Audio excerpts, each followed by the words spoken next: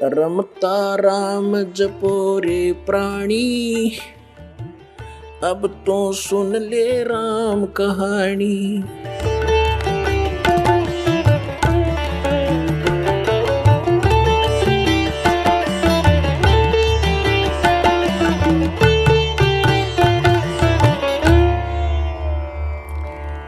यदि किसी ने इस दास से ये वचन सुनकर, सीडी वगैरह देख कर, पुस्तकें पढ़ के और ये ज्ञान ग्रहण करके आगे वो स्वयं वक्ता और गुरु बन बैठा है, तो वो महाशत्रु है समाज का, क्योंकि उसको अधिकार नहीं है, वो अधिकारी नहीं है। यदि वो गुरु बन बैठेगा तो वो अपने भी कर्म बिगाड़ेगा और इनको श्रद्धालुओं को भी जो है हानिकारक होगा, क्योंकि डुप्लीकेट एक ड्राइविंग लाइसेंस या पासपोर्ट बनाने वाला बना तो देगा एज इट इज, कति यूं का यूं, लेकिन उसका आगे चल के जहाँ उसका निरीक्षण होगा तो वहाँ फेल हो जाएगा और उस समय बहुत देर हो चुकी होगी। ये ओरिजिनल और डुप्लीकेट पासपोर्ट का अर्थात अधिकारी और अनधिकारी से लिए हुए नाम की दीक्षा का आपको उस समय जानकारी होगी जब आपकी मृत्यु हो चुकी होगी, शरीर छूट चुका होगा और उस समय आपकी बाजू यमदूतों के हाथों में होगी और आप कह रहे होगे कि मैंने गुरु बना रखा था तो मुझे क्यों पकड़ रहे हो। फिर वो बताएंगे चलो तेरे पहले लाइसेंस का, तेरे पासपोर्ट को चेक कराते हैं। फिर वो ले जाएंगे वहाँ धर्मराज के पास और उसको कहेंगे ठोको नरक में, इसके गुरु को भी लाओ पकड़ के, ये डुप्लीकेट गुरु था इसका, इसलिए नरक में डाल दो। तो पुण्यात्माओं, सत्संग में आने से ये ज्ञान होता है। तो गीता जी अध्याय नंबर 18 के श्लोक नंबर 62 में कहा कि अर्जुन, तू सर्वभाव से उस परमेश्वर की शरण में जा, उसकी कृपा से ही तू परम शांति को और सनातन परम धाम को प्राप्त होगा। जब तक जन्म मृत्यु है शांति नहीं हो सकती प्राणी को, और जब तक ये इस 5 तत्वों के पुतले में जकड़ा हुआ है तब तक ये निर्भय नहीं हो सकता। 21 ब्रह्मांड में कोई भी प्राणी निर्भय नहीं है। कहते हैं ब्रह्मा का आसन डिगा,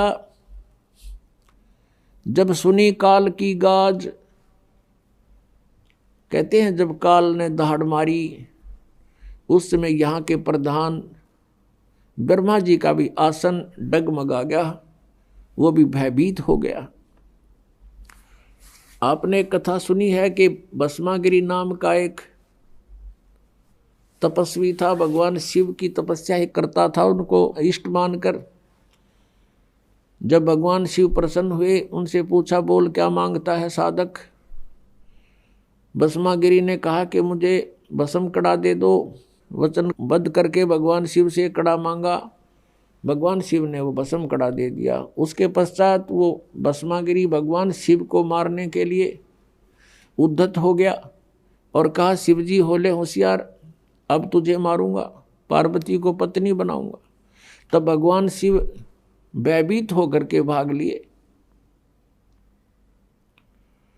आगे आगे भगवान शिव, पीछे पीछे भस्मागिरी यानी पुजारी, आगे भगवान। कहने का भाव ये है कि यहाँ कोई भी प्राणी निर्भय नहीं है। तो जब तक हम उस सनातन परम धाम में नहीं चले जाएंगे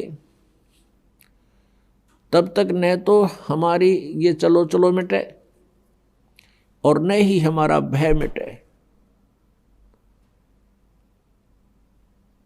अभय पद भी वहीं प्राप्त होगा। दास गरीब अभय पद परसै और मिले राम अविनाशी। जिन महापुरुषों को परमात्मा प्राप्त हुए उनमें से कौन कौन हैं जो इस दास के नॉलेज में हैं। आदरणीय धर्मदास साहिब जी, आदरणीय मलुकदास साहिब जी, आदरणीय नानक साहिब जी, आदरणीय दादू साहिब जी, आदरणीय गरीबदास साहिब गांव छुड़ानी जिला झज्जर हरियाणा वाले, और आदरणीय घीसा दास साहिब जी। अपने आत्माओं गरीबदास जी का पूरी डिटेल इसलिए देनी पड़ती है कि गरीबदास नाम के कई नकली संत भी जो है वेल नोन हुए हैं, और इस कारण से गरीबदास साहिब जी ये गांव छुड़ानी जिला झज्जर हरियाणा वाले ये ओरिजिनल गरीबदास जी हैं, जिनको परमात्मा मिले, सचखंड लेकर गए सतलोक में, फिर उनको वापस छोड़ा ऊपर का पूरा कुछ दिखा करके। उसके बाद उन्होंने आंखों देखा जो विवरण अपने एफिडेविट में अपने अनुभव की प्रत्यक्ष दृष्टा रूप में जो ज्ञान उनको हुआ वो वाणी लिखी उनमें प्राप्त होता है।